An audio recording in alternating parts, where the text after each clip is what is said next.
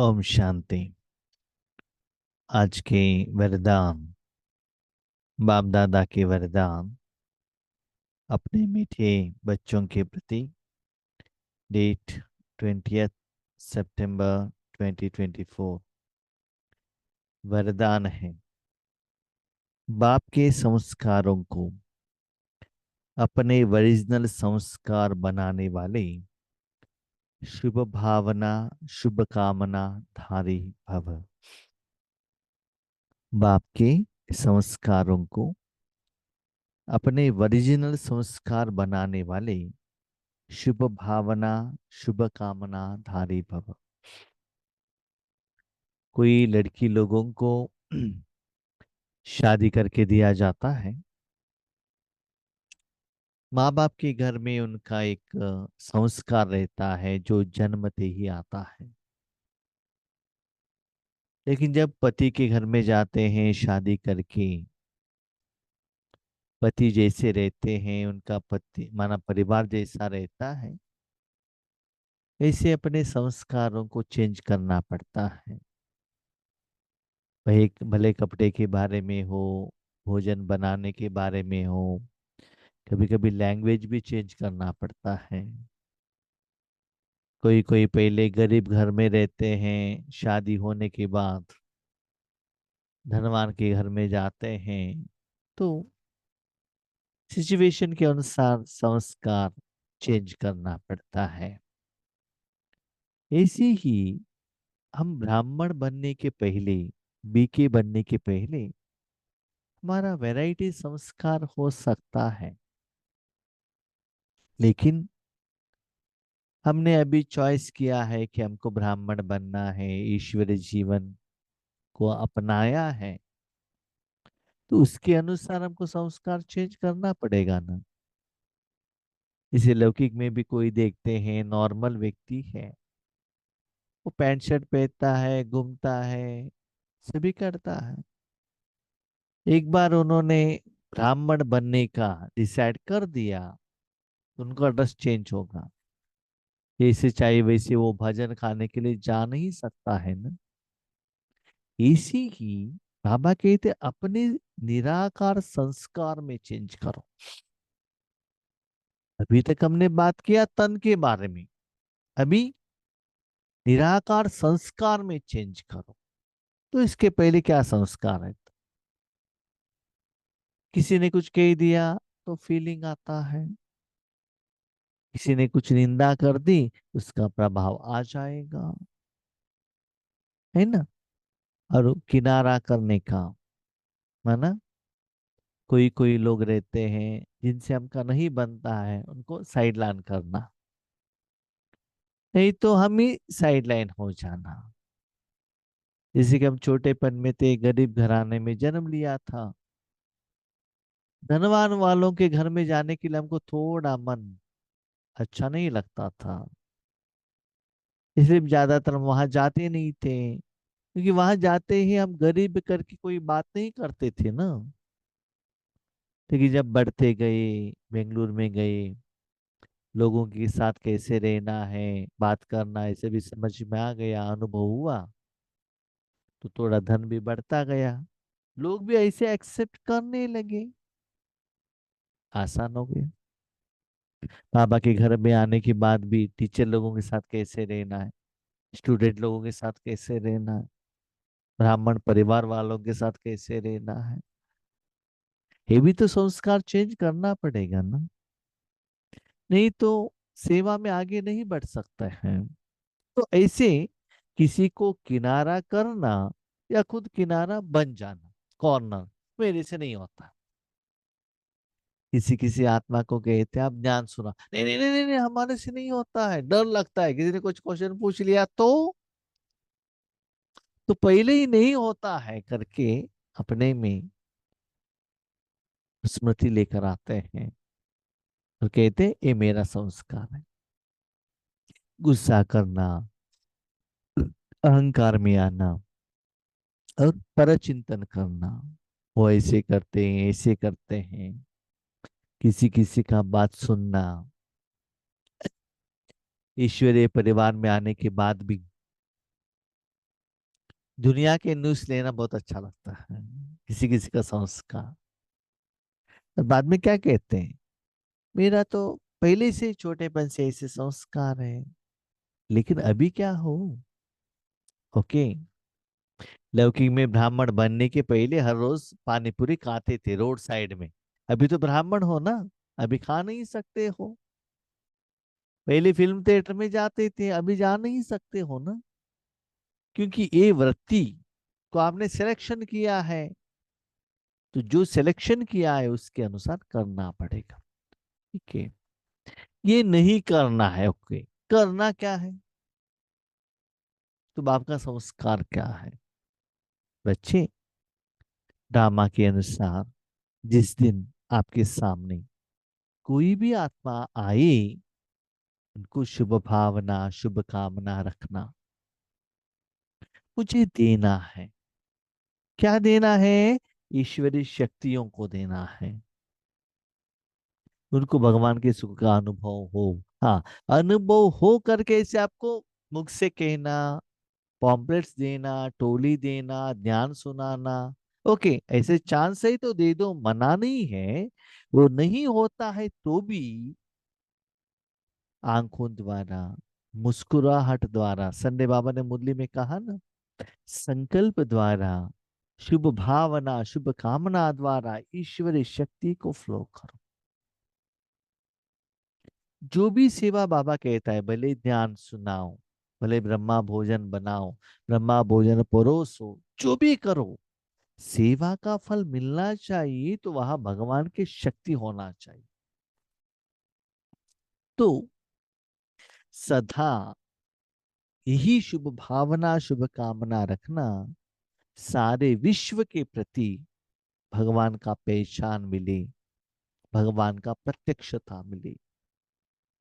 वो लौकिक रिलेटिव है, वो कोई धर्म वाले हैं, वो धनवान है या गरीब है, या हिंदू है मुस्लिम है, इंडिया वाले हैं पाकिस्तान वाले हैं, यूक्रेन वाले हैं, रशिया वाले हैं, कास्ट क्रीड, धर्म, धनवान गरीब, ब्लैक व्हाइट, छोटे बड़े, स्त्री पुरुष, ये कुछ भी डिफरेंशिएशन मत करना। हाँ, इन्होंने तो मेरे साथ झगड़ा किया था, इनको हम शुभ भावना नहीं रखते। नो। जैसे आप जानते हैं ना, लौकिक में भी टेम्पल में एक ब्राह्मण रहता है, प्रसाद के लिए जो भी आता है उनको प्रसाद देते रहना।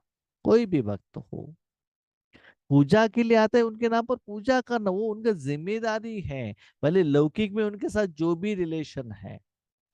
इसे आप भी अभी फुल टाइम ब्राह्मण बने हो ना, क्या इसके लिए बने हो जो आपको गायन करता है उनको ज्यादा सेवा दो, कोई निंदा करता है उनको नेग्लेक्ट करो, जो आपको अच्छा लगता है उसकी तरफ ज्यादा संकल्प करो। किसी के साथ माना आ, संस्कार नहीं बनती है, उनके प्रति बाबा उनको एक काम मत करके दे देना, नहीं, ये बाप का संस्कार नहीं है। परमात्मा का संस्कार क्या है, सभी का कल्याण के बारे में सोचना। तो बाबा के बच्चे बनने के पहले आपका जो भी संस्कार है, अभी उसको चेंज करो, बाप समान बनो। जो भी आत्मा है, पंच तत्व है, मुझे देना है। देखो, एक बल्ब सभी को रोशनी देता है ना, आम सभी को खुशबू देता है ना, स्मेल देता है ना, फूल सभी को खुशबू देता है, अगरबत्ती सभी को खुशबू देता है, पानी सभी को मिलता है, वो डिफरेंशिएशन नहीं करता है ना, सूर्य सभी को रोशनी देता है। तो आप क्यों ये डिफरेंशिएशन करते हो। इसलिए बाबा कहता है, बाप समान जो ओरिजिनल संस्कार है उसमें स्थित हो जाना, सदा देना देना देना देना, ये स्मृति में रहना, और देने के लिए निमित्त भी बनना।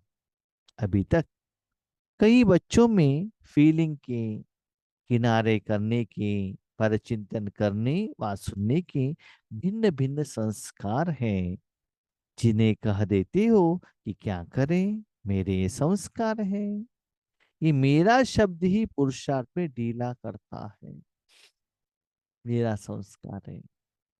थोड़े लोगों को ऐसे संस्कार रहता है, रात में सारा क्लास होने के बाद फोन करना एक दूसरे से, आपके सेंटर में क्या चला, क्या ब्रेकिंग न्यूज है, क्या क्या हो रहा है। ऐसे वेराइटी, माना पुरुषार्थ के लिए है या सेवा के लिए बातचीत कर, देन इट इज ओके। लेकिन किसके साथ किसका क्या झगड़ा हुआ, ये अच्छा नहीं है। तो ये भी व्यर्थ है, समय संकल्प को व्यर्थ करता है।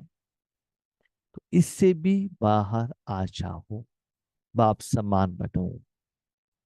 यह रावण की चीज है, मेरी नहीं है।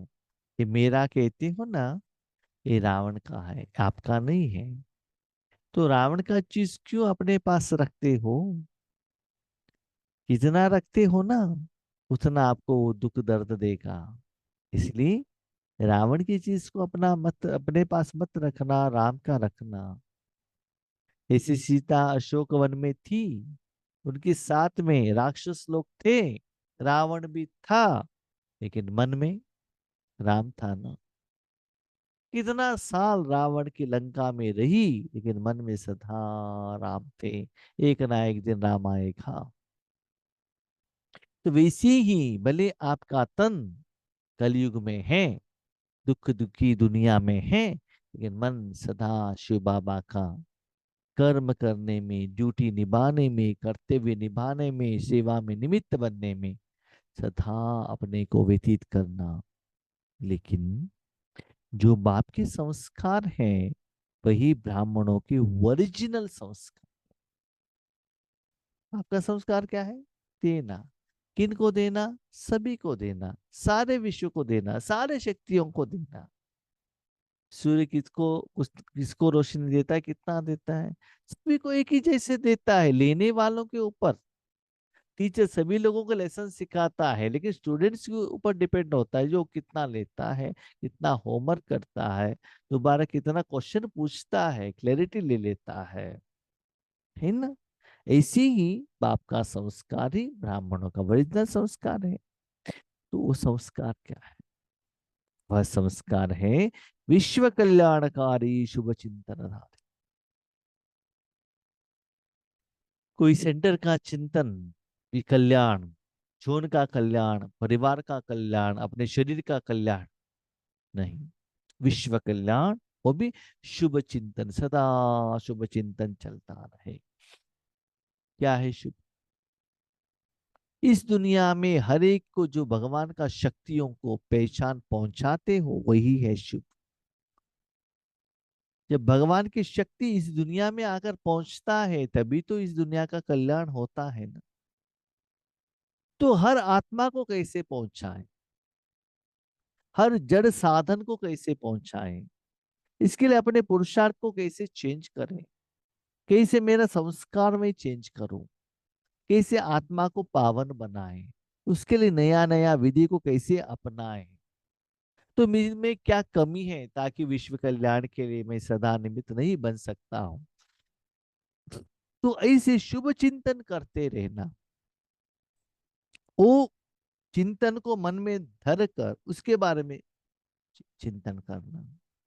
कभी कभी कोई कपड़े को देखते हैं तो क्या करते हैं, इसका डिजाइन कैसा है, बॉर्डर कैसा है, ऐसा रहेगा तो अच्छा रहेगा। हाँ, गहने देखते हो तो उसके बारे में सोचते हो ना।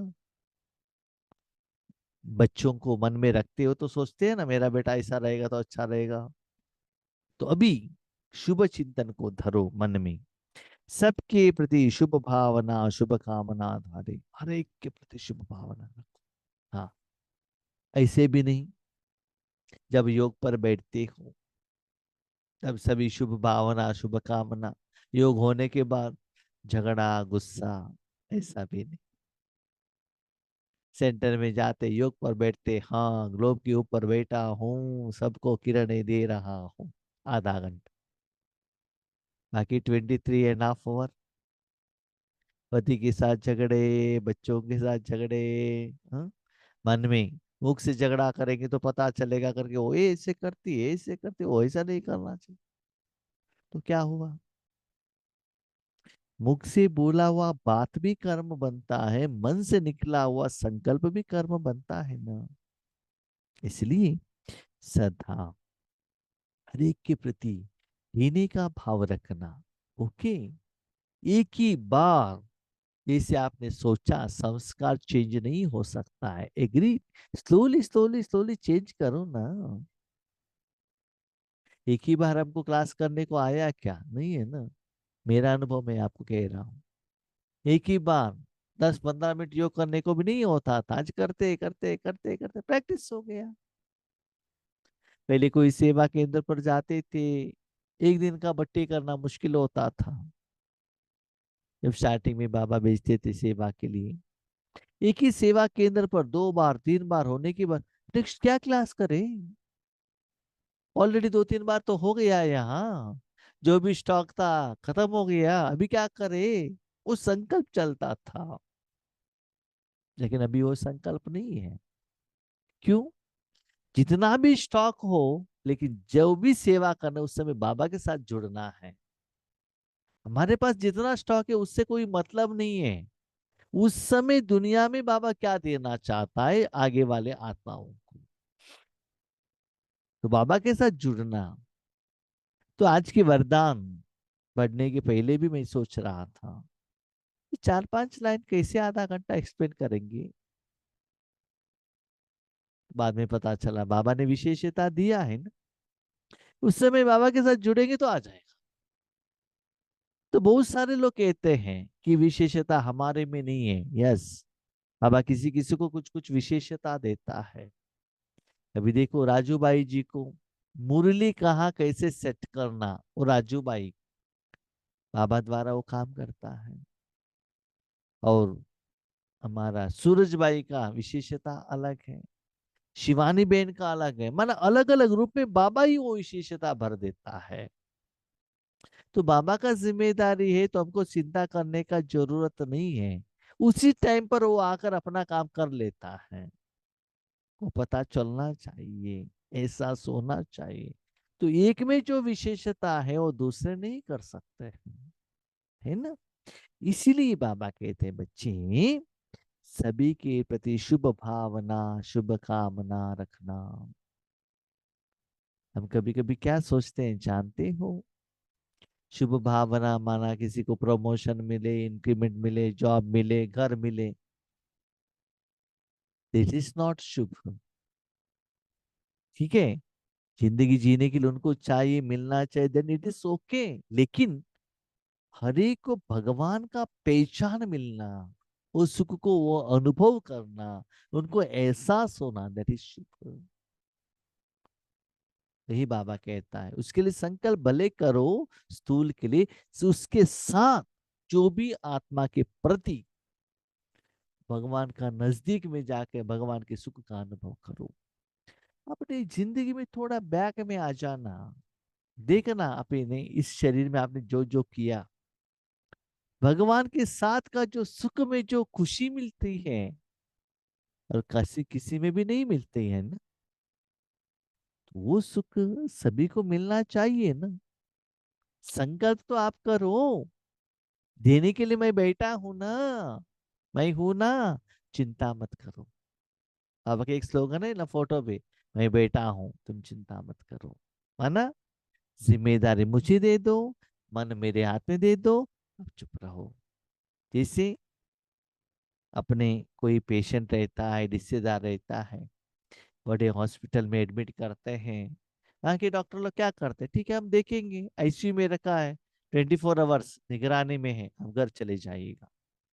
चाहिए तो हम आपको फोन करके बुलाएंगे, क्योंकि वार्ड में रहेंगे तो मेडिसिन आपको लाकर देना पड़ेगा।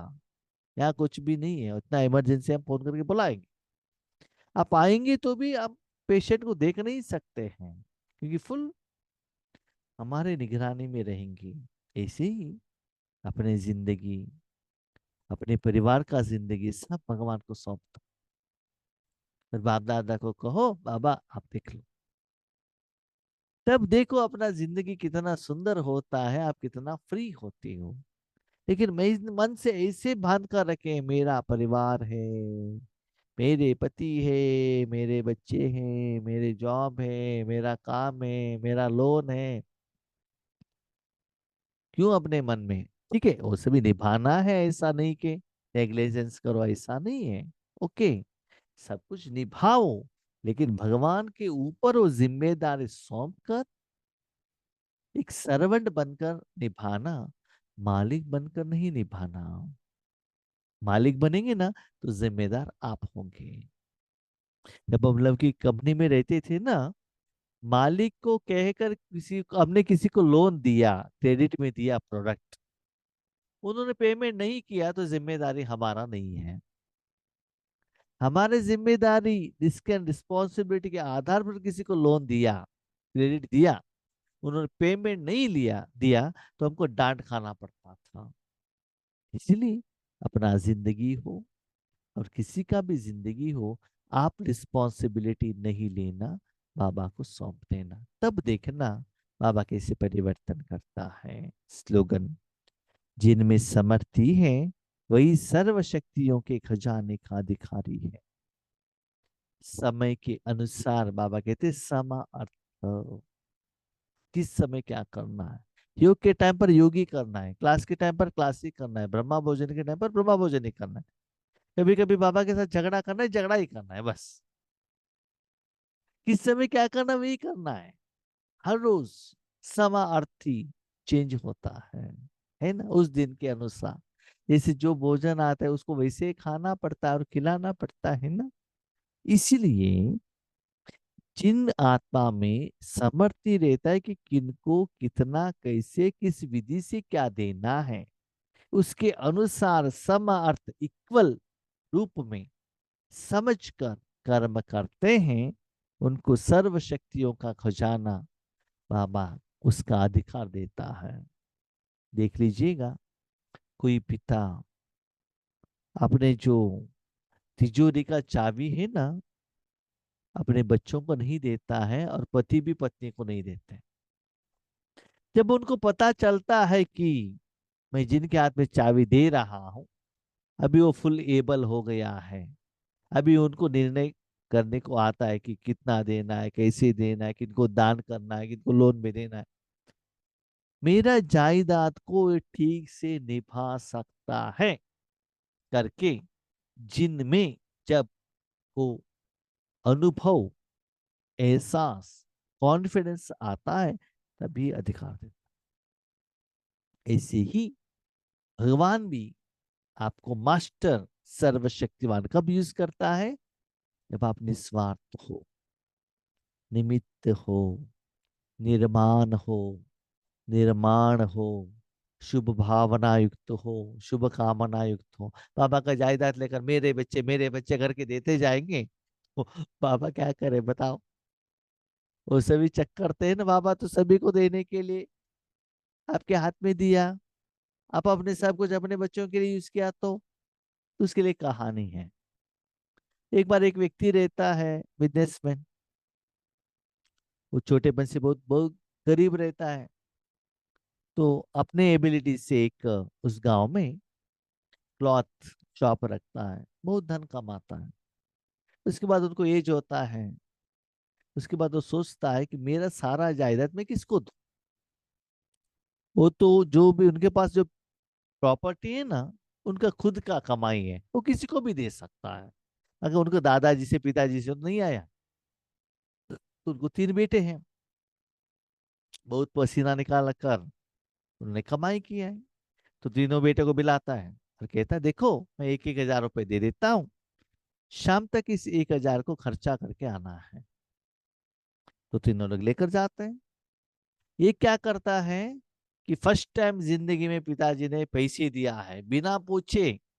तो कब पूछता है पता नहीं चलता है। कभी कभी उनका जो संस्कार है ना, 10 रुपए दिया तो भी क्या किया, कैसे किया, सारा आंसर देना पड़ता था। तो वो ऐसा ही लेकर आता है। दूसरा क्या करता है, फर्स्ट टाइम पिताजी ने दिया है ना, नेक्स्ट देता है कि नहीं करके फुल सभी खाली करके आ जाता है, ऐश।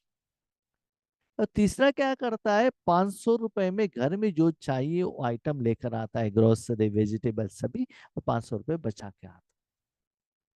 और रात को तीनों पिताजी के सामने आते हैं। पिताजी पूछते हैं क्या किया, तीनों रिपोर्ट करता है। तो पिताजी सारा जायदाद तीसरे बच्चों को देता है। देखिए, ये कोई कहानी नहीं है, ये सच्चाई है।